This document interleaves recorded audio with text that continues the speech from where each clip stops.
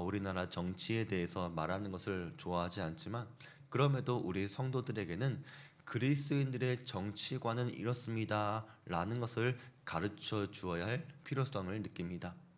아직 우리 교회는 그런 일은 없지만 큰 교회들일수록 교회가 커갈수록 교회 안에서 여당과 야당, 우파와 좌파로 나누어서 성도들끼리 다투고 싸우고 갈등하는 일이 실제로 굉장히 많습니다. 그러나 우리는 다양한 의견을 수용할 수 있는 마음과 동시에 성경에서 말하고 있는 정치관이 무엇인지를 우리는 지금 배워야 할 것입니다. 우리 침례교단은 정교 분리의 원칙을 갖고 있습니다. 2000년도에 나온 침례교 신앙과 메시지를 보면 교회는 국가와 분리되어야 합니다. 국가는 모든 교회가 자신들의 영적 목적들을 추구하는 데 있어서 그들을 보호하고 완전한 자유를 주어야 합니다 라고 기록을 하고 있습니다. 그리고 이것을 자세하게 설명을 하는데, 그러한 자유를 부여하는 데 있어서 어떤 특정한 교회적인 단체나 교단도 국가로부터 다른 단체나 교단보다 더 특혜를 받아선 안 됩니다. 시민 정부는 하나님께로부터 임명된 것으로 그리스도인들은 하나님의 뜻에 어긋나지 않은 모든 일에는 충성스럽게 순종해야 할 의무가 있습니다. 교회는 교회 일을 시행할 때 공권력을 의지해서는 안 됩니다. 이것이 침례 교인들의 신앙입니다. 그러니까 국가는 어떤 종교도 국가의 종교로 선언하지 않고, 종교도 국가의 권력으로부터 자유롭게 자신의 신앙을 유지하고 다른 사람들에게 소개해 줄 수 있는 권리를 가져야 한다는 것입니다. 우리가 이 정교 분리의 원칙을 더 엄격하게 적용을 하면 정부나 공공기관에서는 특정 종교의 가르침이나 행위를 하지 못하도록 되어 있습니다. 예를 들어 프랑스에서는 이슬람 히잡을 쓰고 학교에 나가려고 하는 여학생에게 그 종교의 옷을 입고 나올 수 없다라고 하는 판결을 내린 적이 있습니다. 그것은 신앙을 고백하는 행위인데 공립학교에서는 그런 일이 일어나서는 안 된다라고 하기 때문에 그렇습니다. 미국에서도 특정 종교, 특별히 미국은 기독교의 영향이 강하기 때문에 기독교의 이야기를 공립학교에서는 가르치지 못하게 되어 있습니다. 많은 분들이 어떻게 청교도의 나라라고 말하는 미국에서 기독교 이야기를 하지 못하게 되었습니까? 미국이 타락한 것은 아닙니까? 그렇게 말은 하지만 사실 청교도들이 신앙의 자유를 찾아서 미국으로 왔다는 것을 생각하게 되면 이것은 어떻게 보면 너무나 당연한 일일 것입니다. 그런데 이렇게까지 정교 분리의 원칙을 지키는 프랑스와 미국이 정말로 엄격하게 분리되어 있겠습니까? 잘 알다시피 미국의 대통령이 취임식을 할 때는 성경에 손을 얹고 선서를 합니다. 그리고 취임식에는 항상 찬송가가 빠지지 않습니다. 또 프랑스도 어떤 종교도 국교로 선언하지 않았습니다. 그런데 프랑스에서는 11일의 공휴일이 있는데 그 중에서 6일이 기독교와 관련된 공휴일입니다. 부활절, 예수 승천일, 성령 강림, 성모 승천일, 만성절, 크리스마스. 그러니까 정작 프랑스가 정교 분리의 원칙을 지키고 있다 그렇게 말은 하지만 국가의 공휴일이 기독교 관련된 것이 많다는 것입니다. 민주주의가 성숙하고 선진 사회다라고 하는 나라일수록 정교 분리의 원칙은 확고한데, 사실 종교라고 하는 것은 매우 강력한 것이고 신앙은 인간의 근원적인 부분이기 때문에 사실 모든 영역에 미칠 수밖에 없는 것입니다. 그런데 만약에 이런 정치와 종교가 분리되지 않았다면 어떤 일이 일어날까요? 우리는 기독교인이기 때문에 기독교가 모든 국교가 되면 좋겠다 그렇게 생각하겠지만 반대로 타 종교의 사람들은 어떻겠습니까? 우리는 아랍 국가들이, 중동에 있는 나라들이 이슬람을 국교로 지정하고 어떤 일이 일어났는지를 보면 정교 분리가 왜 필요한지를 알 수 있을 것입니다. 어떤 특정 종교를 국가가 정한다면 그 국가 권력은 종교를 통해서 자신의 국가 권력을 합법적으로 정당화시킬 수 있을 것입니다. 우리가 민주사회라고 하는 것은 국가 권력이 시민들의 동의를 얻어서 이에 세워져야 하는 것인데, 만약에 여기에 종교가 더 씌워져서 이것이 신의 뜻이다 이렇게 선언하게 되면 굉장히 큰 형태의 폭력이 발생할 수 있는 것입니다. 그래서 이 문제를 오랫동안 고민했던 유럽 국가들은 영국형, 프랑스형, 독일형으로 발전을 시켰습니다. 영국은 잘 알다시피 성공회라고 하는 국교가 있지만 신앙의 자유를 허락했습니다. 그리고 프랑스는 완전히 분리를 시켰고, 독일에서는 교회를 공법인이라고 해서 공공의 목적을 위한 법인으로서 근거를 인정해 주었습니다. 정교 분리의 원칙 이것 말고 더 최선의 방법이 있을까? 그것은 아직은 알 수 없습니다. 그러나 현재까지 가장 이상적이고 지지를 받는 형태가 바로 정교 분리의 원칙입니다. 그런데 정교 분리가 좋다고 하니까 그러면 모두 자 정교 분리를 합시다 끝 이렇게 하면 참 좋겠지만, 종교라고 하는 것이 사람들의 삶에 영향을 주고 또 정치라고 하는 것도 모든 곳에 퍼져 있게 마련입니다. 우리가 아까 본 것처럼 우리 그리스도인들도 하나님의 뜻에 어긋나지 않는 국가의 일들에 대해서는 충성스럽게 순종해야 할 의무가 있는 것입니다. 그래서 우리 그리스도인들은 정치적인 책임과 권리를 갖고 있는데, 우리 그리스도인들은 어떤 정치관을 가져야 하는가, 이게 중요하다는 것입니다. 특별히 대통령 선거를 앞두고 있는 우리 성도들은 바로 이것을 잘 기억하고 마음에 새기시길 바랍니다. 우리는 먼저 정치가 무엇인가 이것을 먼저 알아야 합니다. 정치의 정의를 보면 모범적인 답이 있습니다. 정치는 가치의 권위적인 분배다.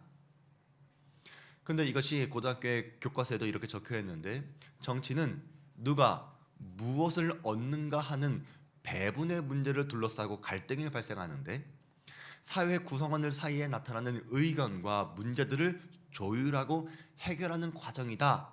이렇게 정치의 정의를 내렸습니다. 무슨 말인지 이해하시죠? 고등학교 나오셨으면 아마 이해하실 수 있을 거예요. 못 나오시면 좀 어려울 수 있겠지만 그래도 조금 이해할 수 있을 거예요. 자, 그러니까 한 사회의 가치들이 있지 않습니까? 사회적 가치가 있을 것이고, 문화적 가치가 있을 것이고, 경제적인 가치가 있을 것이고, 정치적인 가치, 이렇게 여러 가지의 가치가 있는데, 그것이 구성원들끼리, 국민들끼리 배분하는 과정에서 갈등이 생기니까 그것을 제대로 분배하기 위한 행동이 바로 정치 행위라는 것입니다. 그러면 우리 그리스도인들은 이 분배의 원칙, 배분의 가치의 분배를 어떻게 해야 하는가, 그것을 성경을 통해 알아야 하는 것입니다. 성경은 첫째로 공동체에서 가치를 소유하지 못한 사람들, 혹은 가치를 생산할 수 없는 사람들을 보호하면서 일정한 가치를 분배하는 것이라고 성경은 말합니다. 신명기 10장 18절입니다. 고아와 과부를 위하여 정의를 행하시며 나그네를 사랑하여 그에게 떡과 옷을 주시나니. 이것을 누가 하시는 것입니까? 하나님이 하시는 것입니다. 고아와 과부가 어떤 사람들입니까? 우리 공동체 안에서 살아가고 있지만 경쟁력 없고 생산 능력이 떨어지는 사람들입니다. 그리고 나그네는 외국인들, 치외 법권에 속한 사람들입니다. 그러니까 법으로부터 보호받을 수가 없는 것이죠. 성경은 이런 사람들에게도 일정한 가치를 베풀어 주는 것이 하나님의 뜻이다 라고 가르쳐 주고 있는 것입니다. 그래서 하나님은 우리에게 이렇게 장치를 만들어 주었습니다. 신명기 24장에 있는 말씀 보니까, 내가 밭에서 곡식을 벨 때에 한 뭇을 밭에 잊어버렸거든 다시 가서 가져오지 말고 나그네와 고아와 과부를 위하여 남겨두라. 그리하면 내 하나님 여호와께서 내 손으로 하는 모든 일에 복을 내리시리라. 한번 생각해 보세요. 우리가 일을 하다가 수익이 났어요. 이익이 났는데 다 챙기지 못했어요. 그러면 우리는 어떻게 하죠? 다 챙기려고 할 거 아니에요, 그렇죠? 어떻게 해서든지 뭐 동사무소나 이런 데 가서 뭐 내가 받을 수 있는 혜택이 무엇인지 다 찾으려고 그렇게 할 거 아니에요. 우리가 지금 코로나 재난지원금이 나오지 않습니까? 그런데 만약에 기한 내에 다 못 썼어요. 3월 30일까지 써야 된다고 하는데 다 못 썼어요.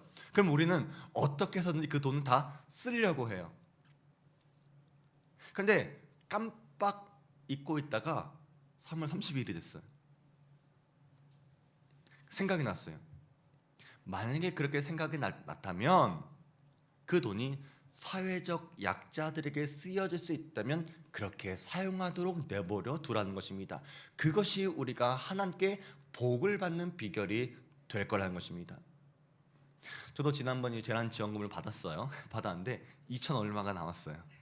2천 얼마 남았는데 사용하려고 하면 쓸 수 있겠죠. 충전을 해서 쓰면 쓸 수 있을 거예요. 근데 저는 그렇게 하지 않았습니다. 왜? 국가의 빚이 많다는데 2천 원 보태서 갚아주세요. 그런 마음으로 내버려 둔 거예요. 예. 근데 성경에 이런 구절들이 굉장히 많습니다. 그러니까 이렇게 사회적, 경제적인 약자들이 살아갈 수 있는 제도를 만들어 주는 것, 또 그런 마음을 갖는 것이 그리스도인들이 정치를 바라보는 시선이어야 한다는 것입니다. 우리가 정의, 저스티스를 올바른 것이 무엇인가 라고 하는 정의는 아리스토텔레스가 말한 적이 있습니다. 각자에게 정당하게 그의 몫을 가지게 하는 것이다. 누군가 무슨 일을 했으면 그에게 정당한 몫을 배분하는 것이 정의라는 것입니다. 그래서 우리 그리스도인들 두 번째 어떤 정치관을 가져야 합니까?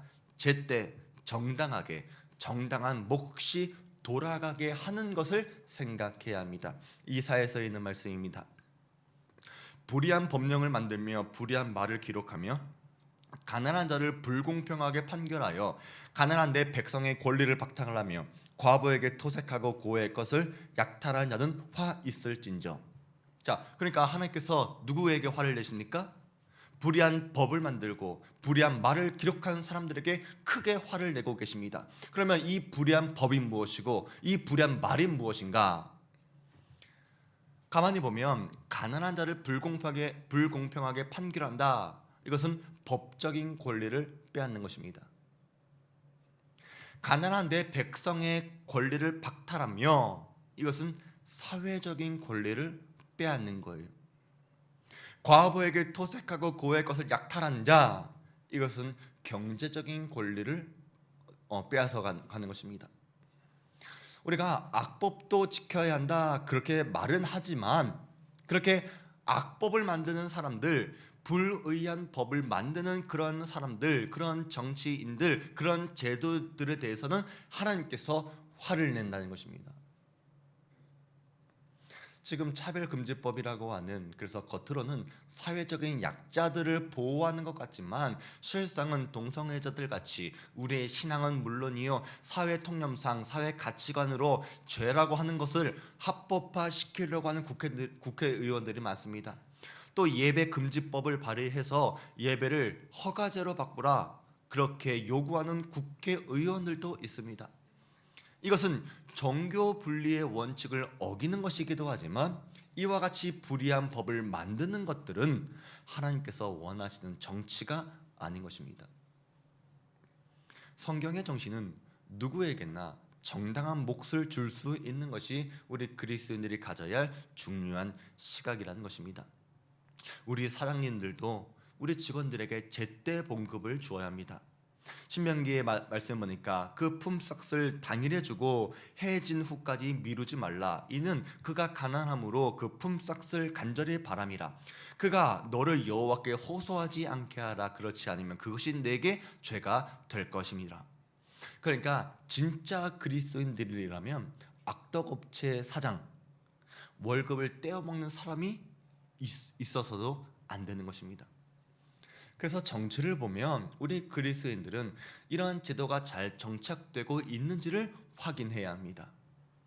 세 번째로 사회 기득권층이 있습니다. 이른바 부유한 사람들, 권력을 가진 사람들, 사회적 명예를 가진 사람들에게 성경이 하는 말이 있습니다. 공동체에서 많은 가치를 생산하고 그 가치를 누리는 사람들을 우리는 존경할 수 있을 것입니다.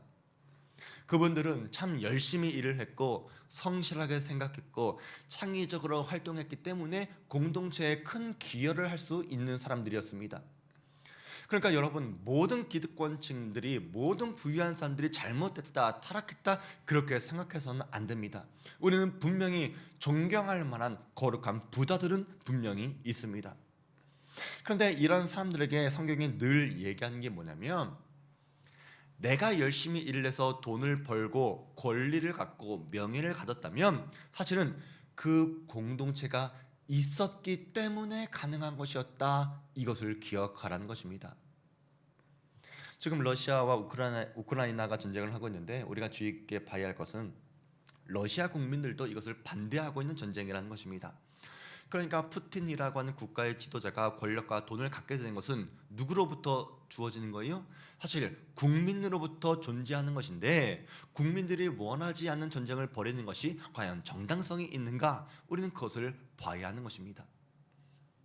내가 아무리 열심히 일을 할 수 있는 사람이라고 하더라도 내가 일할 밭이 없으면, 내가 일할 수 있는 직장이 없으면 생산물을 내지 못합니다.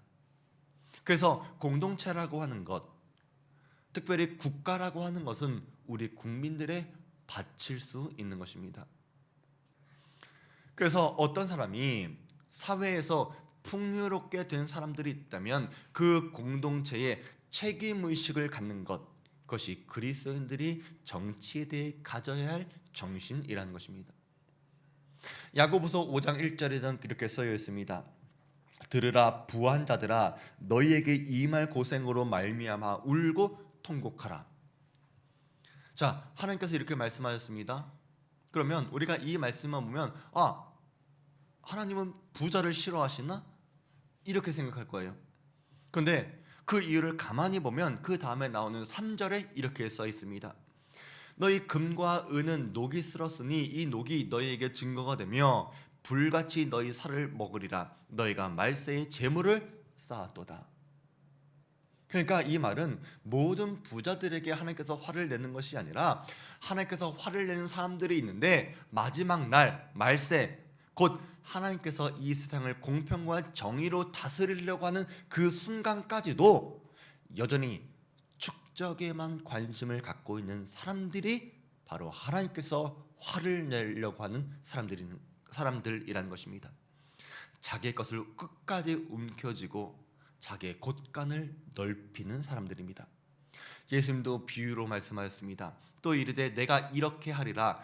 내 곳간을 헐고 더 크게 짓고 내 모든 곡식과 물건을 거기에 쌓아두리라.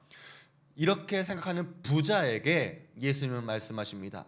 하나님은 이르시되 어리석은 자여, 오늘 밤에 내 영혼을 도로 찾으리니 그러면 내 준비한 것이 누구의 것이 되겠느냐.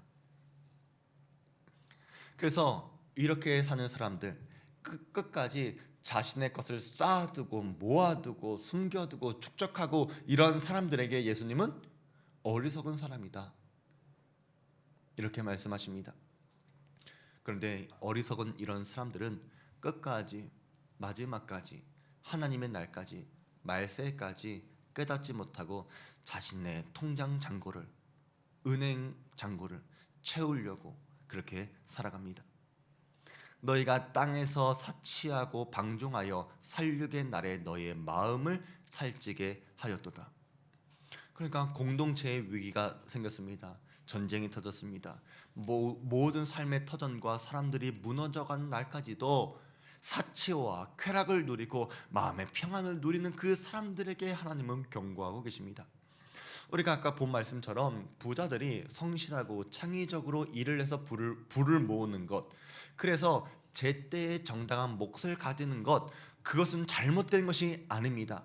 모두가 어려울 때에 사회적인 책임을 다하지 못하고 자기의 이익을 챙기고 부를 축적하는 사람들을 하나님께서 기뻐하지 않는다는 것입니다. 지구상에서 가장 부유한 사람에게 2%의 보유세만 매겨도 몇 천만 명을 먹일 수 있다고 합니다. 하나님은 그런 힘들고 어려운 사람들까지도 사랑하시는데 부자들은, 어리석은 부자들은 자신의 부를 축적하면서 그들을 외면하고 있는 것입니다. 하나님의 손이 짧아서가 아니요 우리의 죄가 깊어서임을 우리는 알아야 합니다. 그래서 정치를 가치의 분배라고 하는 정의에서 생각을 해보면 그리스도인들은 이러한 정치적인 태도를 가져야 하는 것입니다. 또 정치를 이렇게 정의를 할 수도 있을 것입니다. 국가의 대표자가 국가와 권력을 통해서 영토와 국민을 위해서 행사하는 여러 일들, 혹은 어떤 사람이 국가 권력을 획득, 유지, 조정, 실행하고자 하는 것, 이것을 우리는 정치라고 정의를 내릴 수도 있을 것입니다. 우리가 정치하는 사람들, 정치권 이런 걸 이야기할 때 바로 이런 국가 권력을 갖고 나라와 국민을 위해 여러 일을 하는 사람들이 바로 이런 정의에 해당되는 사람들일 것입니다. 또 어떤 당이 국가 권력을 획득하거나 유지하고 실행하는 것도 정치라고 볼 수 있습니다. 그러면 특별히 우리가 다음 주 선거를 앞두고 있는데 우리 그리스도인들 또 우리 주한교회 성도들이 알아야 할 몇 가지가 있습니다. 첫째로, 국가 권력을 얻으려고 하는 그리스도인들이 있다면 그리스도의 정신으로 섬기시길 바랍니다. 사회적 약자들에게 가치를 분배해주고 일하는 사람들에게는 정당한 몫을 주고 기득권 사람들이었다면 책임의식을 갖는 정치를 하기를 우리는 기도해야 합니다. 두 번째로, 자신이 그리스도인이라고 해서 표를 달라거나 표를 주어야 한다고 얘기해서는 안 됩니다. 우리가 투표로 뽑아야 하는 사람들은 기독교인이 아니라 기독교의 정신을 구현하는 사람들이어야 합니다. 성경을 보면 유대인이 아닌데도 메시아 그리스도의 칭호를 받은 사람이 있습니다. 바로 바벨론의 제국을 끝낸 페르시아의 고레스 왕입니다. 예전에 우리가 느헤미야를 배웠었죠. 페르시아 수상궁에 있을 때 느헤미야가 예루살렘 성벽이 무너졌다는 소식을 듣고 크게 슬퍼합니다. 그리고 페르시아 왕의 명령에 따라 예루살렘 성을 건축하러 돌아옵니다. 그런데 그 전에 바벨론의 포로로 잡혀있던 각 나라 사람들을 각자의 고향 땅으로 돌려보내는데 그게 바로 고레스가 내린 칙령 때문이었습니다. 이 왕을 두고 하나님은 기름을 부어 세운 사람이라고 말씀하십니다.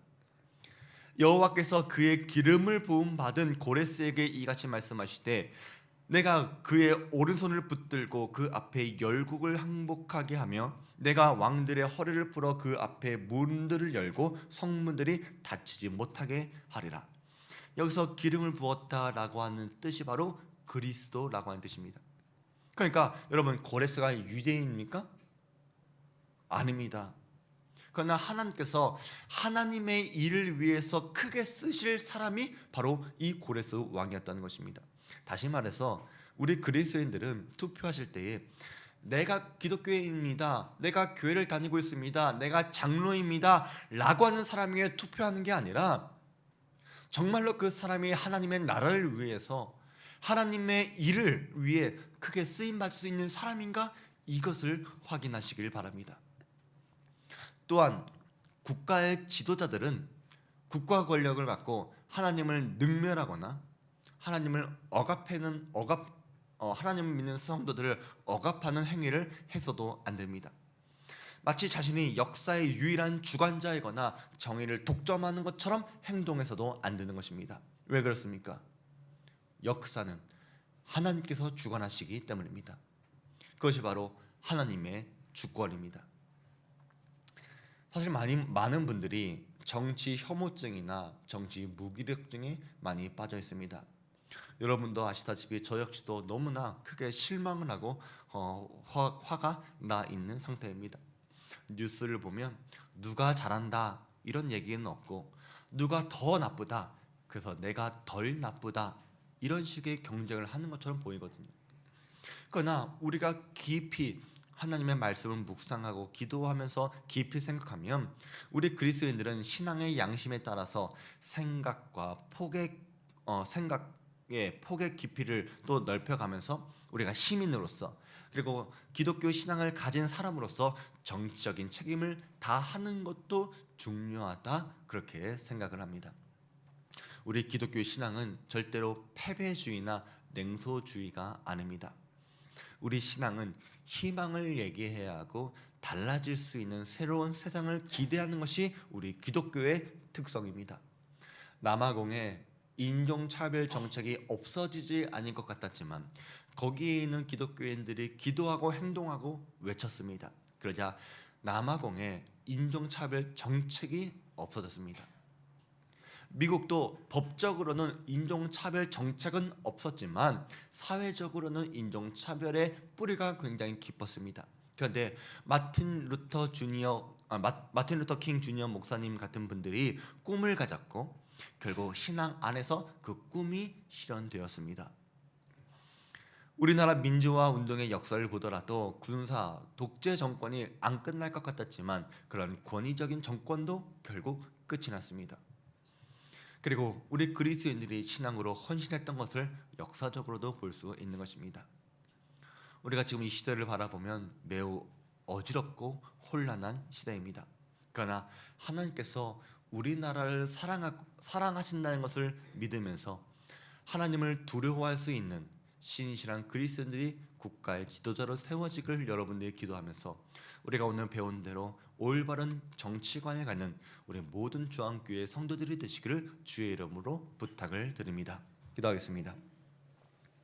하나님 아버지, 오늘 말씀을 통해서 우리 그리스도인들이 사회에 책임을 다하기 위해 어떤 성경의 기준을 갖고 살아야 하는지 말씀해 주심을 감사드립니다.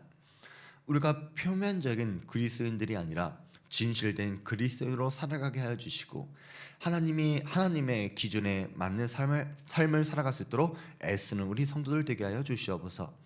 특별히 다음 주에 이 나라의 지도자를 뽑는 대통령 선거가 있습니다. 누가 되든지 그 하나님을 두려워하며 국민들을 잘 살피는 지도자가 되게 하여 주시고 이를 위해 우리 그리스도인들이 귀하게 쓰임 받을 수 있도록 주님 축복해 주시옵소서. 예수님의 이름으로 기도드립니다. 아멘. 하늘에 계신 우리 아버지여, 이름이 거룩히 여김 받으시오며 나라의 마옵시며 뜻이 하늘에서 이루어진 것 같이 땅에서도 이루어지이다.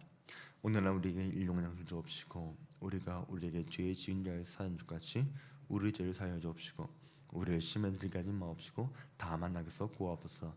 대개 나라와 권세와 영광이 아버지께 영원히 있사옵나이다. 아멘.